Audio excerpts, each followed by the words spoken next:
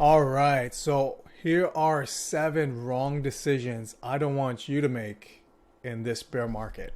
First one, right out the gate, is don't try and time the market. Now, you're going to hear a lot of people with their predictions. We're in a recession in the next 6 to 9 months. We are in a recession now. That's not a prediction, that's actually true. But, wait 6 to 9 months, wait 12 months, wait 4 months, sell now, build your cash position, and they'll give you a timeline, right? Because when markets are down, everyone thinks that they know when the market will correct. And, everyone always thinks they have the prediction at the tip of their fingers, right? So first mistake I don't want you to make is to try and time the market. So you're selling out of your positions now that are probably all-time lows or close to all-time lows, sitting on the sidelines and then waiting to get back in. Okay, you're not dollar cost averaging into positions, meaning you're not doubling down on quality assets that you can get for cheap. Okay, so timing the market is mistake number one. I definitely don't want to see that happen. All right. Number two is moving on to a new shiny object. In this case, a new asset. So you might be in the crypto space. Maybe you just started in the beginning of the year. Maybe it's been a year or two or whatnot, but you haven't been through multiple cycles. And what ends up happening, and this will apply to me, I started in 2020. So what happens is that the natural tendency is to then look, maybe crypto isn't the asset for me. Maybe I need to look at real estate. Maybe I need to look at stocks, although they're not doing very well now either. But you tend to look for the next place where, it's quote unquote easy money, right? Or you hope anyway. And so the attention shifts somewhere else. And what ends up happening is you don't learn the lessons that you're supposed to. We are supposed to learn our lessons from this incredibly painful time period. There wasn't much to learn when the market was going crazy between March of 2020 and November 2021. We all thought things were just going to go up forever. But now when the market turns, and this is painful, this is where the true learnings happen. This is where the real long-term visionaries or long-term holders or long-term players in this game are going to maximize their gains. Okay, so do not just pick up and move over to the next shiny object that you see. It's not going to be beneficial long-term. So number 3 here. Okay, number 3 is listening to friends, families, or strangers that know nothing or very little about the market. So you may have people around you that says, look, told you crypto was a scam.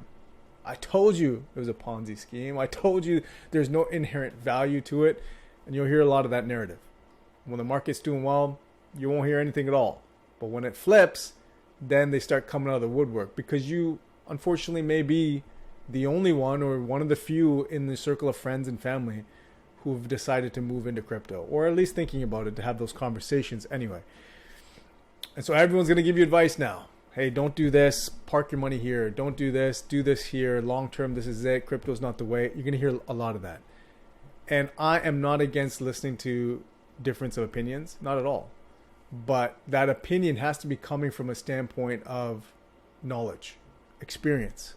Hopefully both, right? They've been through markets. They were in them. Multiple cycles. They understand what it is. They understand the fundamentals of blockchain itself. Like, all these things need to play in. So be careful of who you listen to, because it's very easy when everyone's in panic mode. We all want to sell. It's all painful, that we just want like a shoulder to cry on. And so when someone gives you that shoulder, naturally we're inclined to listen to what they have to say and maybe take some action based on what they're saying, just to show them that, hey, listen, I appreciate what you did for me. So just be wary of that and be very careful. Okay. The next one here is consuming just obsessive amounts of media. Okay. Articles, videos, blogs, CNBCs, the newscasts, all that kind of stuff. That's just going to mess with your brain. Now, that doesn't mean you can't turn it on, check it occasionally, and maybe just kind of keep yourself in tune with what the world is kind of going through. That's fine.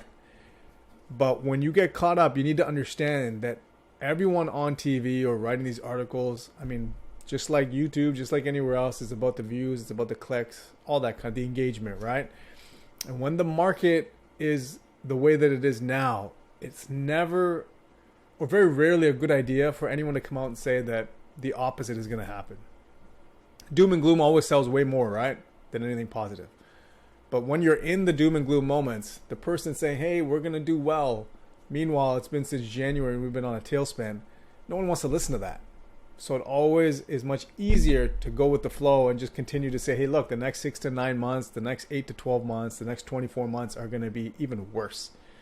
Gets your attention, but it's also in line with currently what we're experiencing. So pretty easy, right? And it's always easier if the market flips for the better. Who cares, right? So just be careful about the media. They want to play on the fears and the current conditions, and just keep riding that so you just continue to watch. So mind what you're watching or reading, filter it out, and just make sure it's kind of in line with it's kind of in line with following advice from strangers, right? Or friends and family. Media is also not crypto savvy or blockchain savvy, Web3 savvy. It's none of those things. So why are you listening to them about this particular asset class?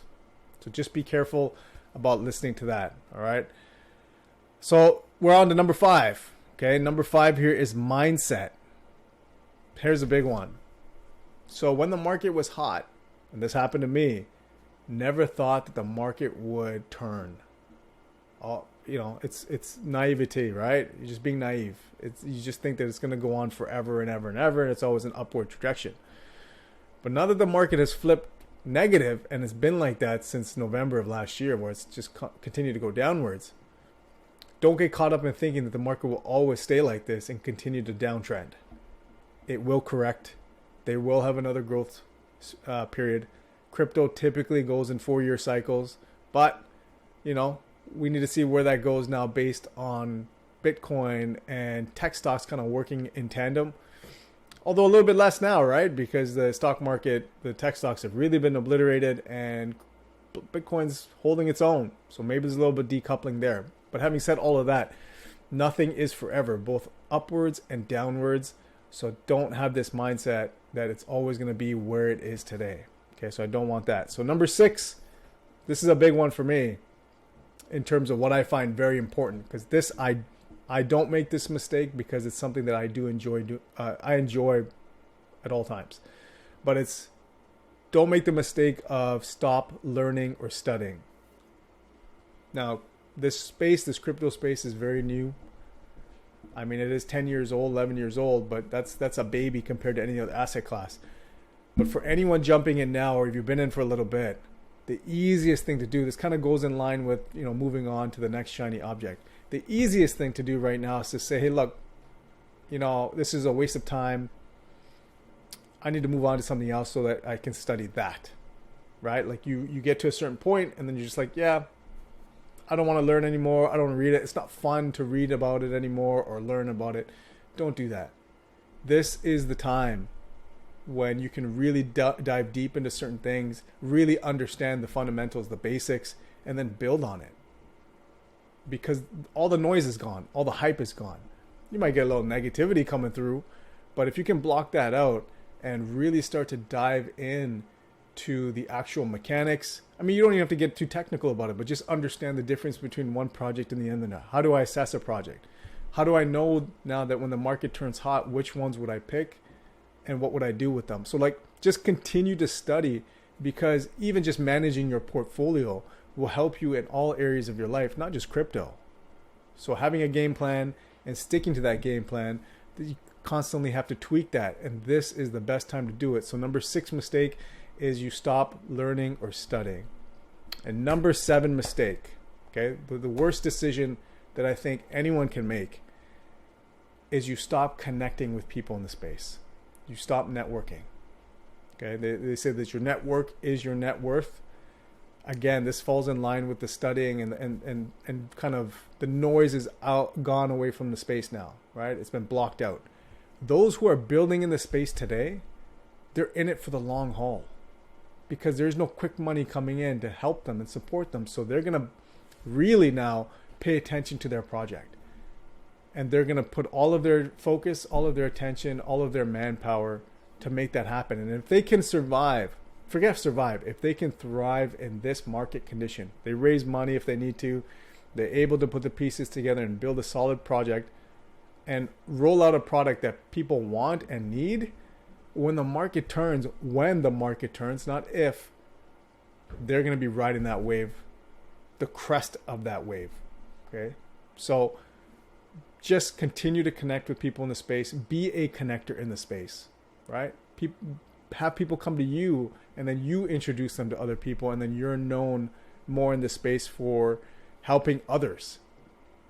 And that's what it's all about, is adding value, whether it's to your circle of friends or the broader network. Just continue to make connections, continue to provide value, and make introductions for other people that helps their project grow, and they'll always remember you. So those were my 7 mistakes that I don't want you to make in this bear market. I'll see you guys in the next video.